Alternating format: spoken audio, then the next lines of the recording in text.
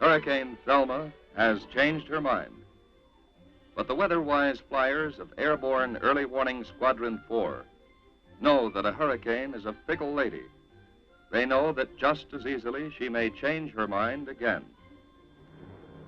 And so the flights go on, plane after plane, mission after mission, until the storm has dissipated or is safely out of reach.